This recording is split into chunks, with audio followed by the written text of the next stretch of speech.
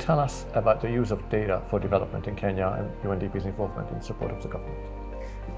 Data is central to our work, but within this, the challenge of how to leverage non-traditional data is a new and exciting field of endeavor. It connects us with our national partners, both government, communities, and the private sector. The problem we're responding to seeks to really make the most of the promise of data, but also of technology, insights, and the fourth industrial revolution. A concrete example relates to our work with communities and the government, seeking to basically find better and more intelligent ways to address the challenge posed by climate action. As part of this work, we are basically integrating new forms of data collection and analysis relating to spatial data and blending this with both existing data, such as, for example, meteorological, but also at the heart of this, we're putting a renewed emphasis on citizen-generated data.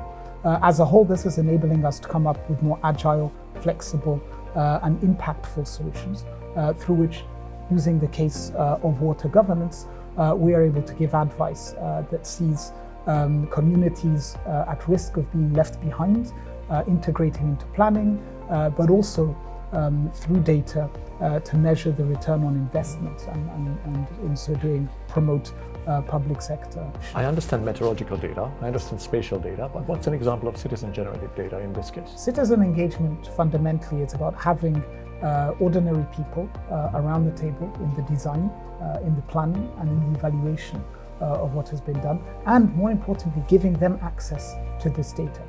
Because in a way, the data plays a really important role with regards to accountability. Data relating or indicating how, for example, public investment has translated to impact is really central to having citizens have a full engagement in public policy more broadly. So in the concrete case of this climate project you mentioned, could you explain exactly the citizens' involvement and the data because you also talked about citizens' data? Yes. So citizens and citizens' engagement takes a number of forms. In this particular project, what we have is essentially different sounding boards. So we have a sounding board that focuses on the youth.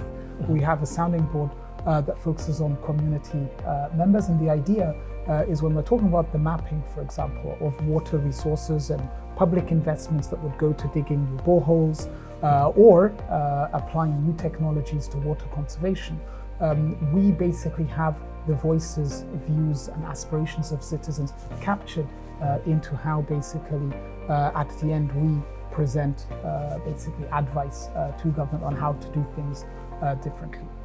So how does this conference help you in this project or in other projects? How does this help UNDP Kenya and Kenya? This conference is, in terms of its importance, is very difficult to overemphasize. I think we are in a new area of endeavor.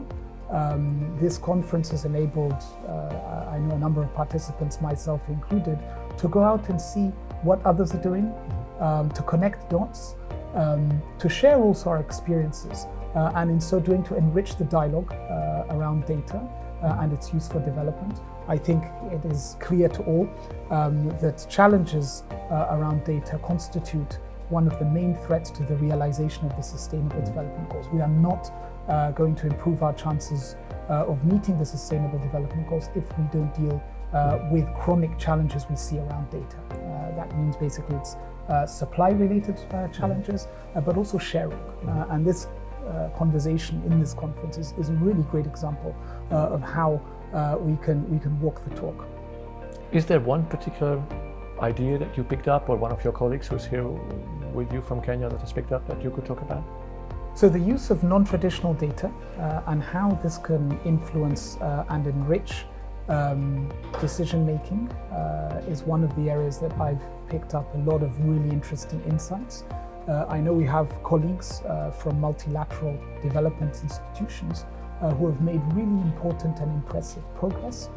They've given us a very kind of operational understanding, not necessarily of the what, but of the how. And I think having a very clear sense of what happens when the rubber hits the road is, I think, one of the most important and interesting things for me and for others in similar situations coming out of this conference.